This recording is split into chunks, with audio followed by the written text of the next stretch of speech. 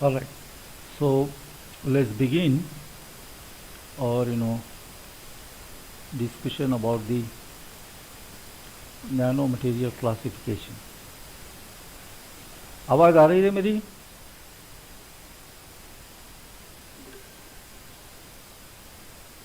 Am I audible? Yes or no? Yes, sir. Okay. Screen visible है पूरा? All right. So let's go for the classification of material, and we'll have very important thing which can get you about the basis for classification. Okay. So there are two classification scheme. In fact, okay, there are two classification scheme. One is the glitter classification, another one is the KD element classification. Okay. This K, L, M, N, all of them are integers and they are in the range between 0 and 3. So 0, 1, 2 and 3. D indicates the dimensionality. Okay, D indicates the dimensionality. So glitter classification, if you look at it, we have two actually basic idea which have been actually used to classify the all nanostructure material. Remember that whenever we are talking about the classification of nanostructure material, that means the length, one of the dimension of that particular block must be of the order of D must be less than or equal to, sorry, it should be, yes, D less than or equal to 100 nanometer. Okay, that's the typical range. So less than equal to 100 nanometer. One of the dimensions should be of that order. If we have this thing, then we have a grain. Yesterday I draw a figure which possibly can be again drawn. So I'll try to draw it and we'll try to understand what is exactly meaning of the grain and interfacial region or grain boundary region, you can say. Okay, I am just drawing now bigger grains so that everything should be very clear.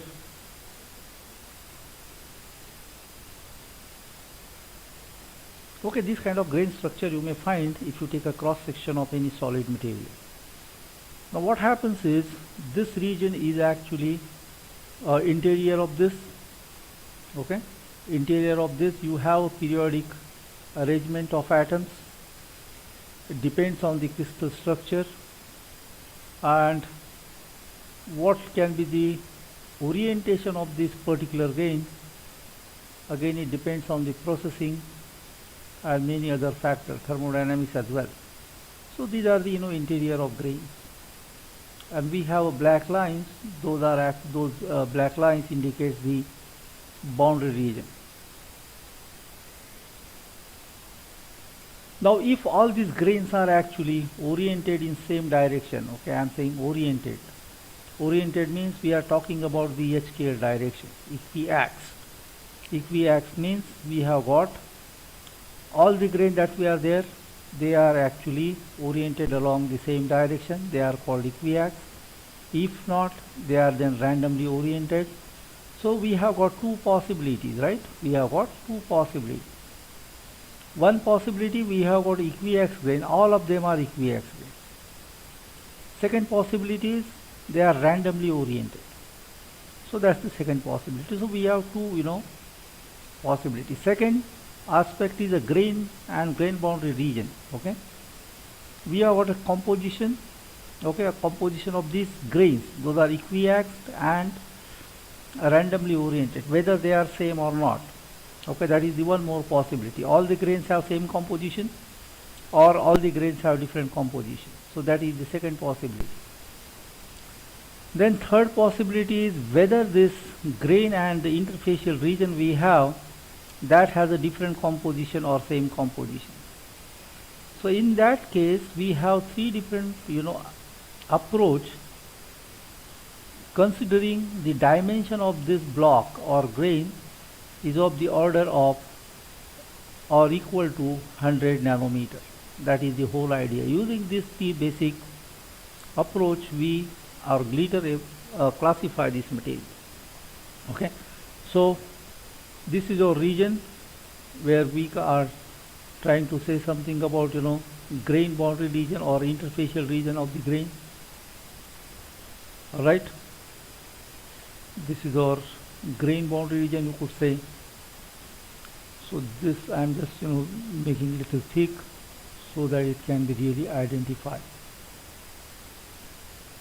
So this is our grain boundary region.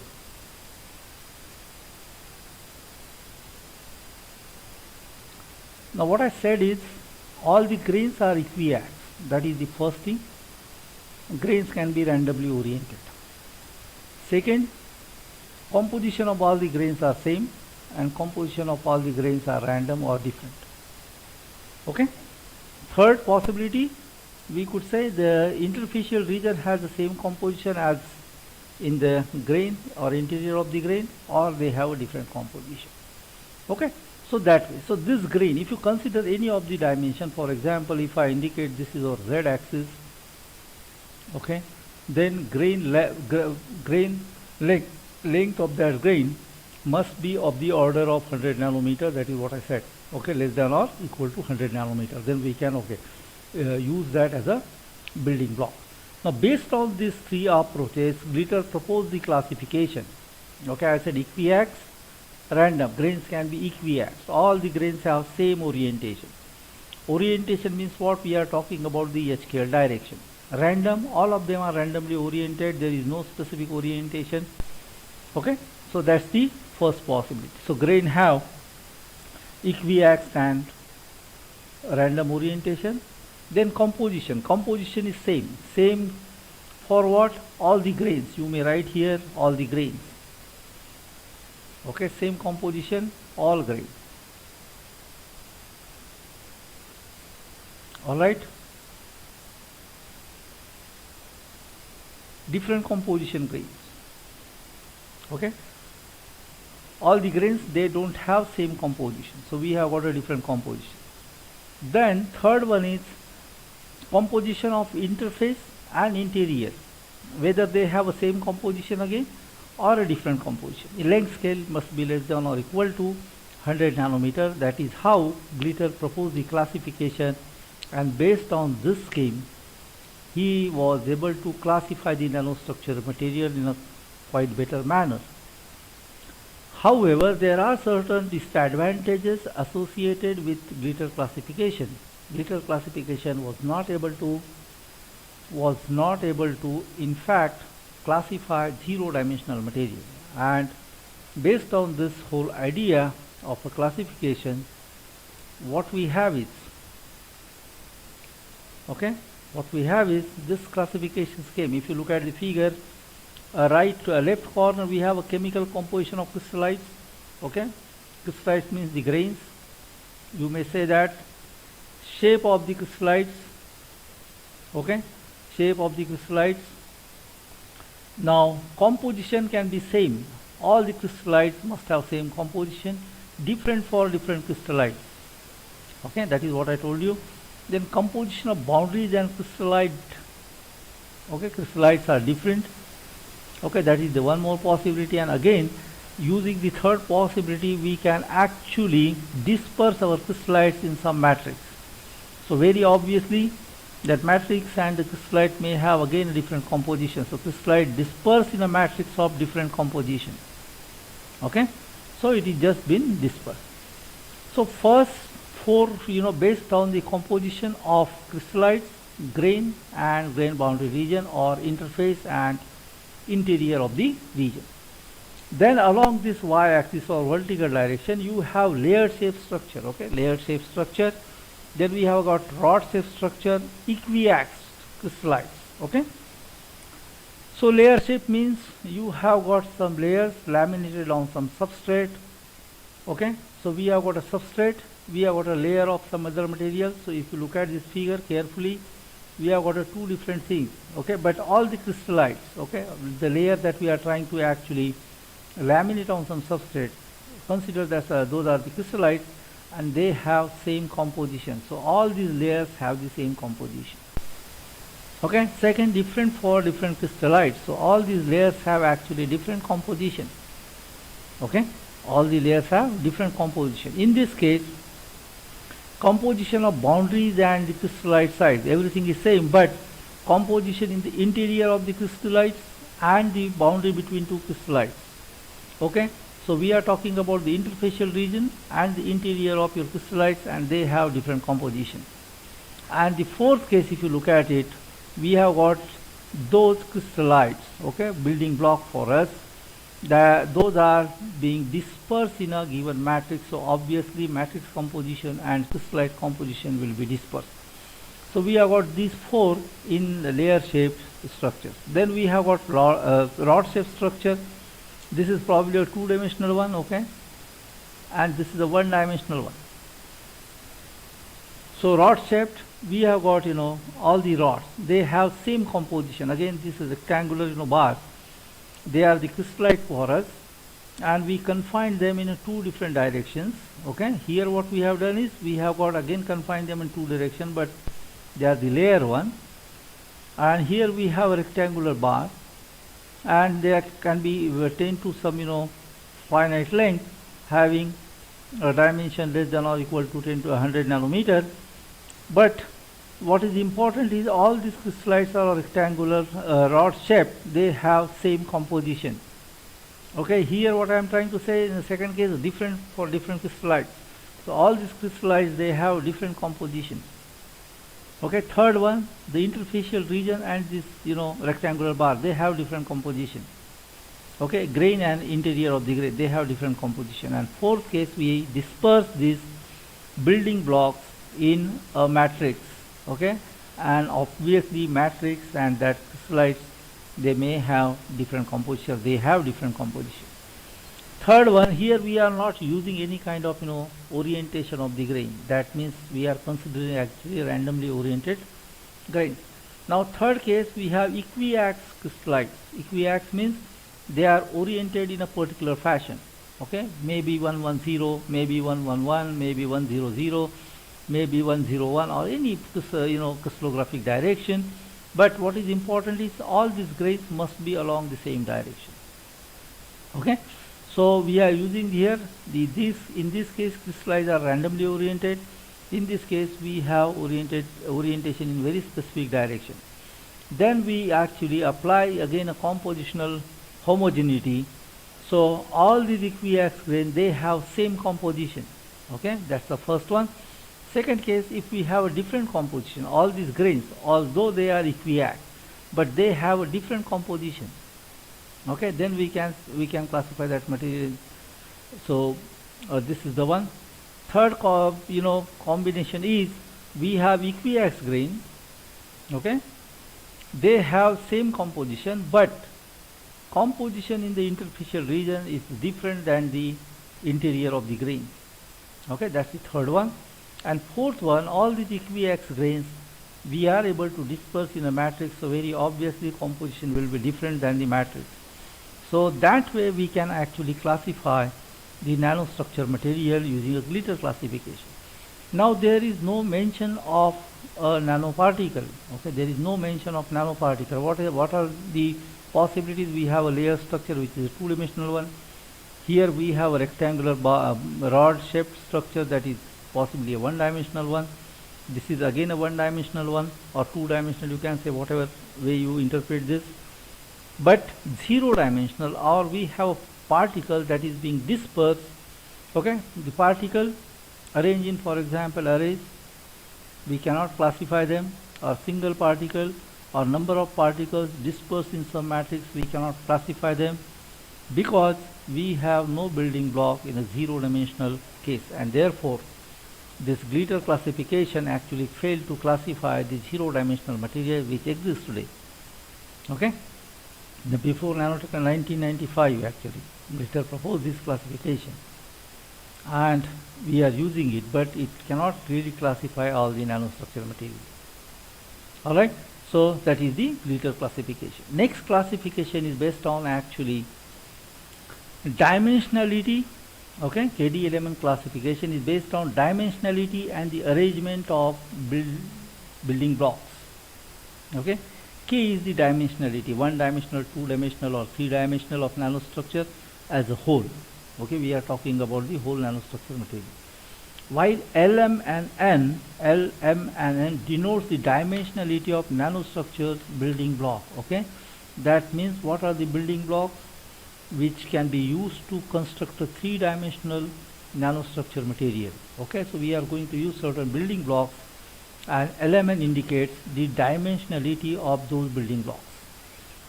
Okay, of building blocks of different types. Okay, there can be different types. They are integers, remember that they are integers, and the condition is K is always greater than or equal to LMN. K cannot take any value which is greater than L or M or N.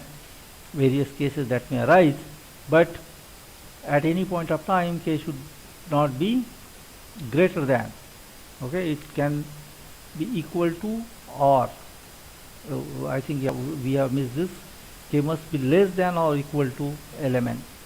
That is the condition. So K element can take value between 0, 1, 2 and 3.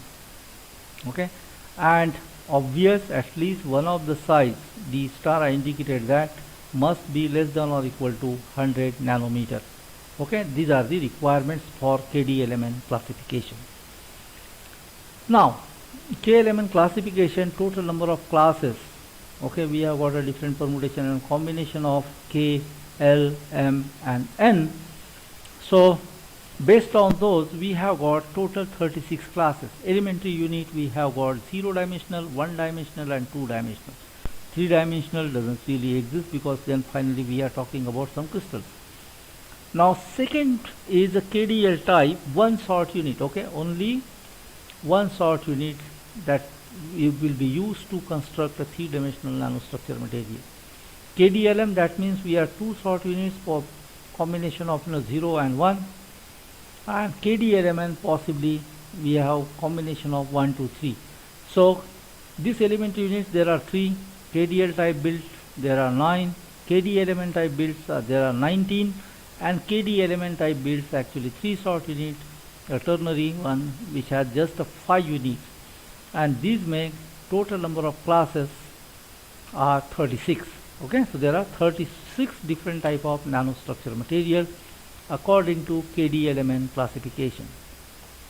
Now let's try to understand one by one. We have got elementary building block and arrangement of building block. That's the basic method KD applied in KD element classification. So 0D, what are those elementary blocks? These are the elementary blocks. What? Molecules, clusters, fullerene, rings, okay, metcalfs, toroids, domains, particles, powders, grain, and this one more Schwarz zones. Okay, so these are actually your building blocks, 0 dimensional building blocks. 1 dimensional building blocks, we have got a nanotubes, fibers, filaments, whiskers, spirals, belts, springs, horns, columns, needles, peelers, helicoids, wires and ribbon. All these are the actually 1 dimensional building block, and you remember that these are actually empty. See, this is the straight line, we have got an empty rectangle over here, and 2 dimensional they are layers. Okay, they are the layers.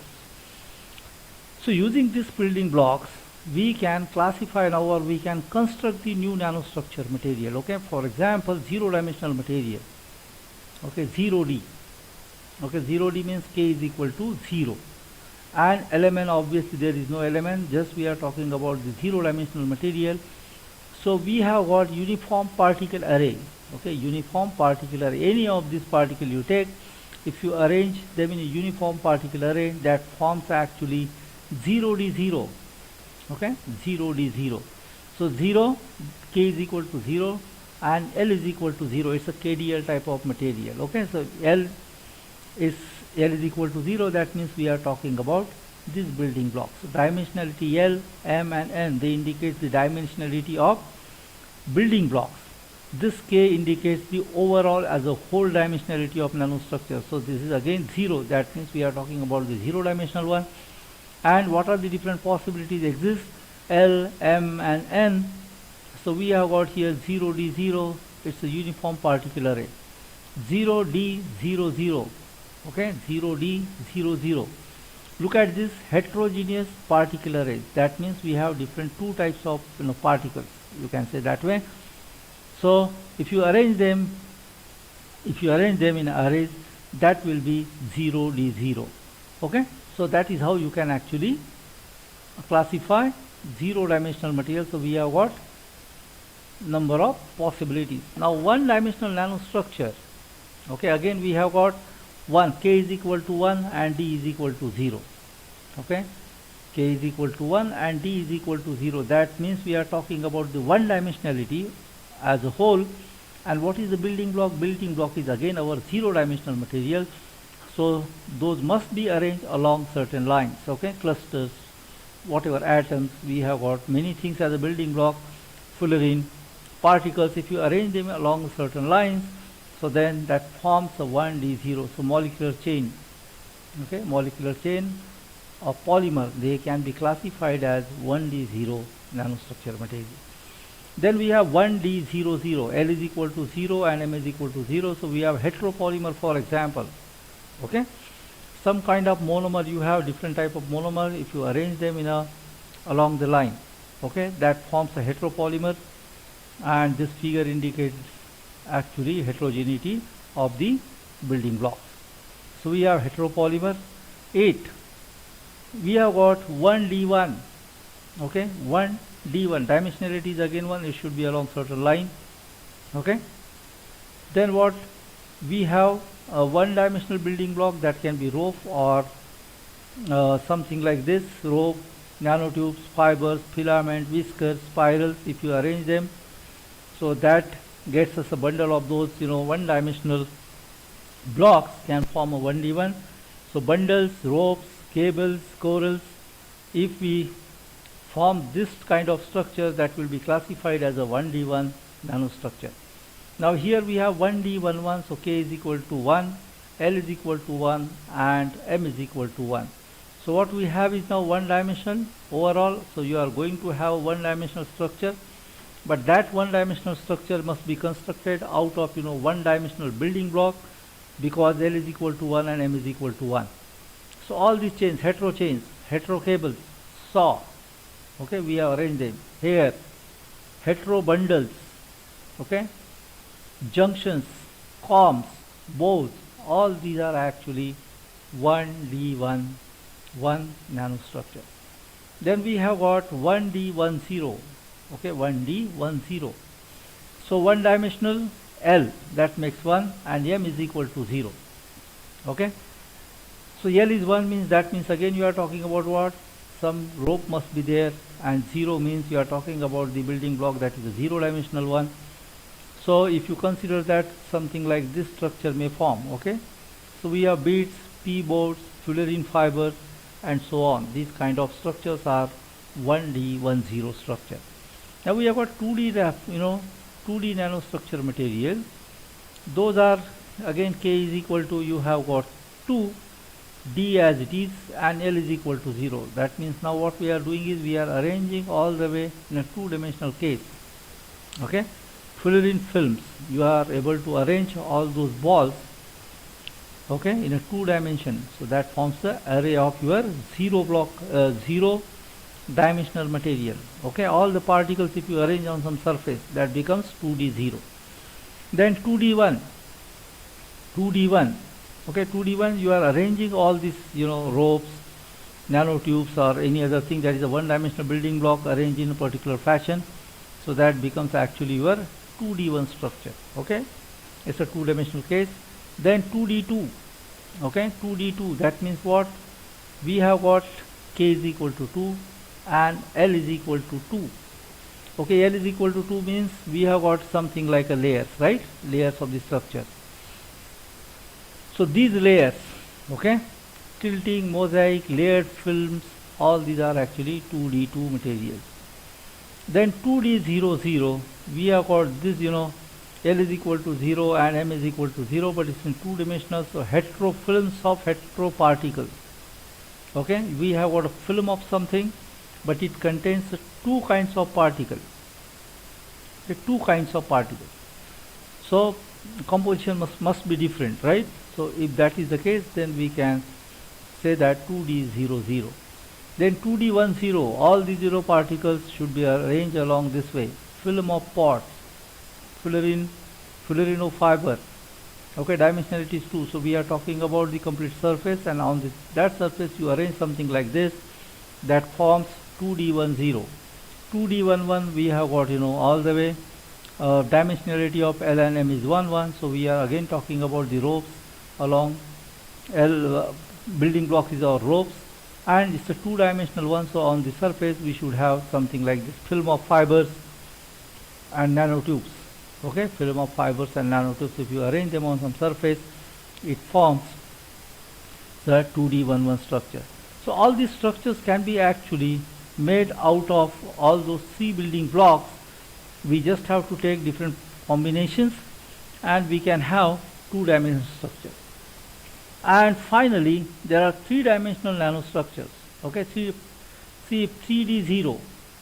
Okay, what it is? Powder, skeleton, fog, something like that. What is it? Actually, it's a unit cell, right? Or some block. We have got some particle arranged in this manner. Okay. Then 3D11. What?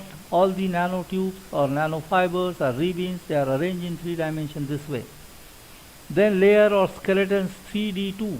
Okay, now building block is our 2-dimensional one, so we have got a layer and those layers are arranged, okay, in 3-dimensional one. So it will be something like this, that will be 3D2. 3D00, sol gels, colloids, smog, heteroparticles, composites. Okay, so we have got a 3D00, we have got some block of 0, 0. Okay, so there must be two type of 0-dimensional material. Okay, so in general, if you take a solid, if you take any solid, so solid will be considered as a 3D00, provided in that solid you have two different phase. Two different phase means a particle of one material and particles of some other material. If press them together, form a solid, and that will be considered as 3D00 material. So this way we can classify all these nanostructure material. I don't think any other possibility exists. So far there is no exception for this classification. There are 36 different classes. Okay, and we included all these three building blocks, that is 0-dimensional, 1-dimensional and 2-dimensional. All right, is that